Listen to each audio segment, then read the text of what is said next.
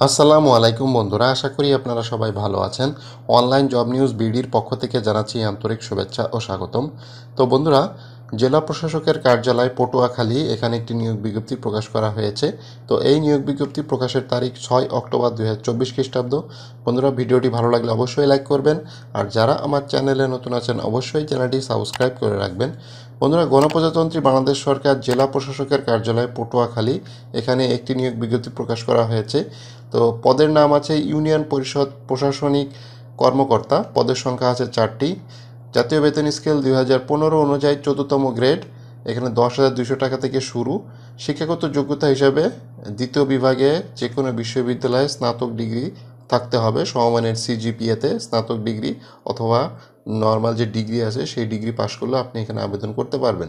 তো বন্ধুরা, এখানে মন্তব্য: বেতন ভাতা 75% সরকার কর্তৃক এবং 25% ইউনিয়ন পরিষদ কর্তৃক প্রদান করা হবে। তো এই জিনিসটা অবশ্যই গুরুত্বপূর্ণ। 75% সরকার থেকে দেওয়া হবে এবং 25% ইউনিয়ন পরিষদ কর্তৃক আপনাকে কিন্তু বেতন প্রদান করা হবে। সর্বমোট 100% বেতন আপনি কিন্তু পাবেন, কিন্তু সেটা ভাগ করে দেয়া হয়েছে। তো এখানে স্বীকৃত বিশ্ববিদ্যালয় হতে যে কোনো বিষয়ে ডিগ্রি অথবা স্নাতক থাকলে আপনি এখানে সরাসরি আবেদন করতে পারতেছেন। ইউনিয়ন পরিষদ প্রশাসনিক কর্মকর্তা, পটুয়াখালী জেলা প্রশাসকের কার্যালয় এই চাকরিটা। তো বন্ধুরা, এখানে আপনাকে কিন্তু পটুয়াখালীর স্থায়ী বাসিন্দা কিন্তু হতে হবে। পটুয়াখালীর স্থায়ী বাসিন্দা ব্যতীত অন্য কোনো জেলার প্রার্থীগণ এখানে আবেদন করতে পারতেছে না, এবং অবশ্যই বাংলাদেশের নাগরিক আপনাকে হতে হবে। এবং জনপ্রশাসন মন্ত্রণালয়ের চাকরির যে নির্ধারিত আবেদন ফর্ম, অর্থাৎ সরকারি চাকরির যে আবেদন ফর্ম, সেই ফর্মটা পূরণ করে আপনাকে কিন্তু জমা করতে হবে। এখানে অনলাইনে আবেদনের কোনো সুযোগ নেই। তো এখানে প্রার্থীকে অবশ্যই জেলা প্রশাসক পটুয়াখালী বরাবর আবেদন করতে হবে।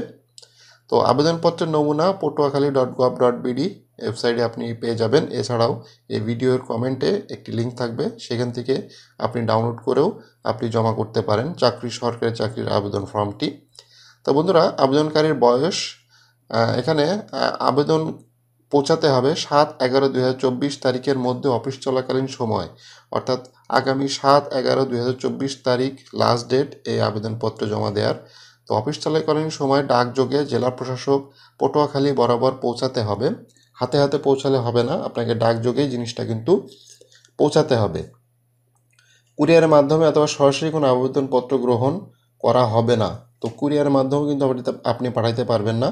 তো এখানে ডাকযোগে অর্থাৎ পোস্ট অফিসের মাধ্যমে কিন্তু আপনাকে আবেদনপত্রটি পাঠাইতে হবে। অর্থাৎ আপনি যদি পটুয়াখালী জেলার প্রার্থী হয়ে থাকেন সেক্ষেত্রেও কিন্তু আপনাকে পটুয়াখালীর যে ডাক বিভাগ আছে, ডাক অফিস আছে, পোস্টাল অফিস আছে, সেখানে কিন্তু এটা জমা করতে হবে। সেখান থেকে মূলত জমা হবে পটুয়াখালী জেলা প্রশাসক কার্যালয়। অসম্পূর্ণ ত্রুটিপূর্ণ নির্ধারিত সময়ের পর আবেদন প্রাপ্তি বাতিল বলে গণ্য হবে। পরীক্ষার ফি বাবদ 500 টাকা জেলা প্রশাসক পটুয়াখালী অনুকূলে রূপালী ব্যাংক লিমিটেডের যে কোনো শাখা হতে ইস্যুকৃত পে অর্ডার ডিডি অফারের যোগ্য আবেদনপত্রের সাথে দাখিল করতে হবে। তো আপনার স্থানীয় যে রূপালী ব্যাংক আছে যে কোনো শাখা হতে পে অর্ডার, অর্থাৎ এই নিয়োগ বিজ্ঞপ্তিটা দেখালেই কিন্তু ব্যাংক কর্মকর্তা বা ব্যাংক কর্মচারী বুঝতে পারবে যে কীভাবে পে অর্ডার করতে হবে। এবং জেলা প্রশাসক পটুয়াখালী বরাবর আপনারা কিন্তু 500 টাকা পে অর্ডার করবেন। ঠিকানা কিন্তু বলেই দিয়েছে, ঠিকানার জায়গায় লিখবেন জেলা প্রশাসক পটুয়াখালী, টাকার অঙ্কে লিখবেন 500 টাকা। তো পে অর্ডারটা করে দেবেন, এবং পে অর্ডারের যে অরিজিনাল কাগজটা সেটা কিন্তু আবেদনপত্রের সাথে আপনাকে জমা করতে হবে। প্রার্থীর বয়স 7/11/2024 তারিখে 18 থেকে 30 বছরের মধ্যে হতে হবে। তবে আপনি যদি মুক্তিযোদ্ধা প্রার্থী হয়ে থাকেন সেক্ষেত্রে 32 বছর পর্যন্ত শিথিলযোগ্য। আবেদনপত্রের সাথে আবেদনকারীর সদ্য তোলা পাসপোর্ট সাইজের 3 কপি রঙিন ছবি, ছবিতে প্রার্থীর নাম থাকতে হবে, অর্থাৎ ছবির পেছনে প্রার্থীর নাম লিখতে হবে আপনার, অর্থাৎ আপনি কিন্তু আপনার নামটা সুন্দরভাবে লিখবেন। এবং 1 কপি আঠা দিয়ে কিন্তু নির্ধারিত ফর্মে লাগাইতে হবে, অর্থাৎ 3 কপি ছবি পাঠাবেন, একটা কপি আঠা দিয়ে ফর্মের সাথে লাগিয়ে দিবেন, বাকি 2 কপি এমনি একটা খামের, ছোট্ট একটা খামের ভিতরে দিয়ে দিবেন। সেটা কিন্তু অবশ্যই আপনার নাম লিখে দিবেন ওই 2 কপিতে। এবং 2 কপি দুটি অ্যাডমিট কার্ডের সাথে আঠা দিয়ে লাগাতে হবে।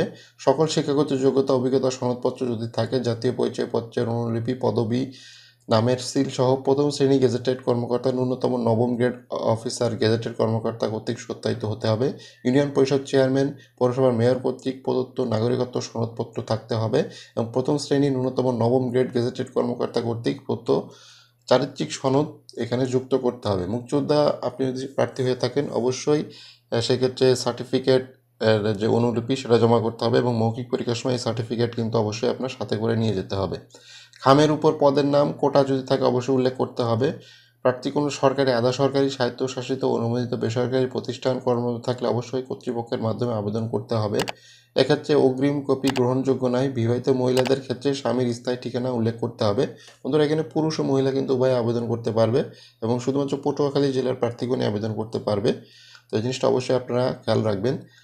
তো এখানে আরও কিছু বলে দিয়েছে, প্রার্থী যে ঠিকানায় লিখিত মৌখিক পরীক্ষায় প্রবেশপত্র পেতে ইচ্ছুক সেই ঠিকানা সম্মিলিত 10 টাকা মূল্যের ডাক টিকিট ফেরত খামের সাইজ 9x4 ইঞ্চি আবেদনপত্রের সাথে যুক্ত করতে হবে।